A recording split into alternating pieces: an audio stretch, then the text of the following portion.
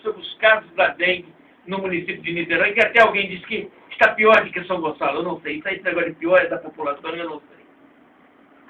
Primeiramente, eu quero agradecer o convite para participar do seu programa, Nelson, ao Zé Carlos, ao nosso vereador João Gustavo, o companheiro que trabalha na Hudson, na mesa aí, a todos os ouvintes do seu programa. É uma honra estar aqui, é um dever nosso estar aqui trazendo as informações, fazendo os esclarecimentos para a população. Nelson, a história dengue do estado do Rio tem a volta do dengue em 1986, com a primeira epidemia do dengue, por dengue 1. O dengue é uma doença, Nelson, que tem 4 tipos de vírus. Dengue 1, 2, 3 e 4. Quem tem um dengue, aquele dengue não terá mais, mas está suscetível a outros tipos de dengue. Então nós tivemos, no final dos anos 80, a primeira epidemia aqui na região metropolitana do Rio de Janeiro, pelo dengue 1. Nos anos 90, veio a introdução do dengue 2 e outra epidemia. No início dos anos 2000, veio o dengue 3. E assim a gente vem tendo o dengue. Por quê? O mosquito existindo num índice de infestação acima daquilo que a gente chama de controle, permite a transmissão da doença. Só tem dengue porque tem o Aedes aegypti para transmitir. Agora, é uma luta muito difícil. Por quê? O Aedes aegypti encontra aqui, principalmente na nossa região e no nosso país, todas as condições climáticas extremamente favoráveis. Quer dizer, aqui a gente encontra um lugar maravilhoso para ele se multiplicar e viver. Nós temos um ambiente todo muito favorável e nós temos ainda aquelas outras mazelas na questão de infraestrutura, de coleta, de lixo. Nós temos a questão hoje que agrava muito, que é uma grande quantidade de recipientes e descartáveis. Nós temos uma questão do próprio cidadão, da questão educacional, que muitas pessoas parecem que não creem em tudo aquilo que se diz. Já quanto vem, eu estou falando de 1986, e vira e mexe, as campanhas, estão aí as campanhas educativas, a rádio, televisão, jornais, falando de como o mosquito se procria, aonde ele se reproduz, as condições que ele sobrevive, e lamentavelmente, Nelson, muitos pensam assim, você vai encontrar num lugar carente, na favela. Não, a gente está encontra mosquito em lugar com boa estrutura, em casas boas, simplesmente no desleixo, na falta de cuidado. A situação hoje, nós tivemos, nesse último verão, um aumento significativo de casos de dengue, e aí é necessário fazer esse esclarecimento. Não foi em Niterói, foi em toda a região metropolitana do Rio de Janeiro. Os números de Niterói são perfeitamente compatíveis com os números do que aconteceu na região metropolitana do Rio de Janeiro. O que acontece é que algumas pessoas, às vezes, entendem muito mal o trabalho bem feito.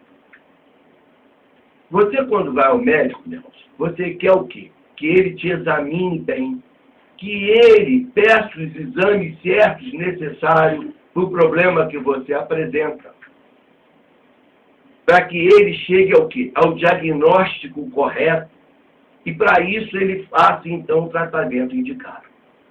O que acontece em Niterói é que Niterói tem um sistema de notificação de doença muito bom.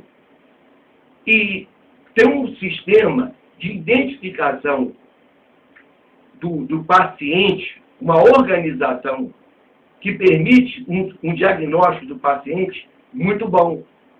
E aqui em Niterói, a gente não quer saber só se confirmar se a pessoa está com dengue ou não. A gente faz o seguinte, Nelson. Por amostragem, porque lógico que é desnecessário fazer em todos, nós pegamos algumas pessoas num quadro que a gente chama de viremia, que é num momento da doença, ali em torno do quarto, quinto dia, em que o vírus deve estar se multiplicando muito bem, coletamos o sangue e mandamos para o laboratório para identificação do tipo de vírus. Por quê, Nelson? Para que vocês perdem tempo fazendo isso?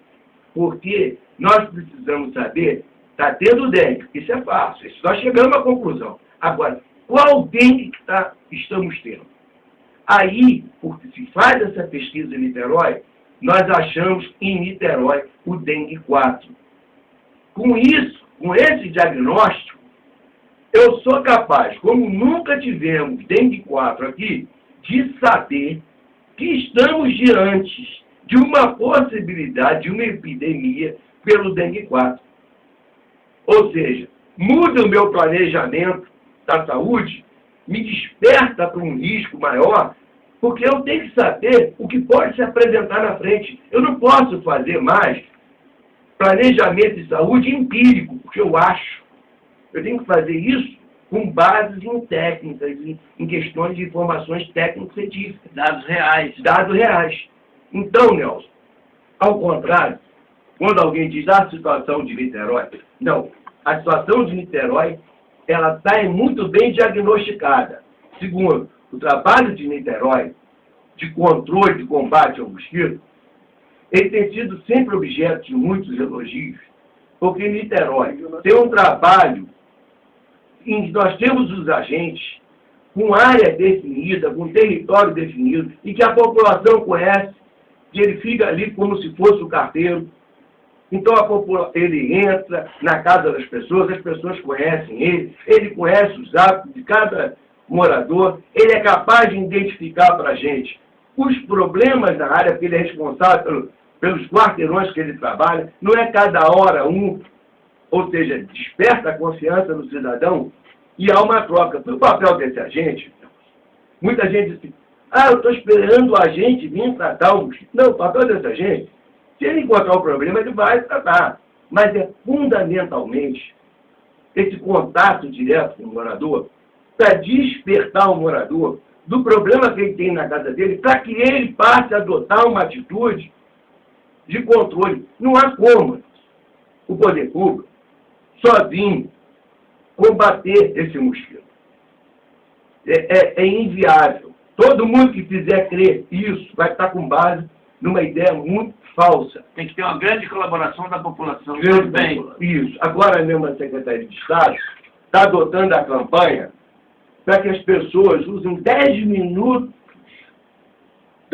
de um dia da tua semana para fazer uma verificação nas suas casas sobre a existência de focos de mosquitos. Está sendo preconizado pelos técnicos da área, pela Fiocruz.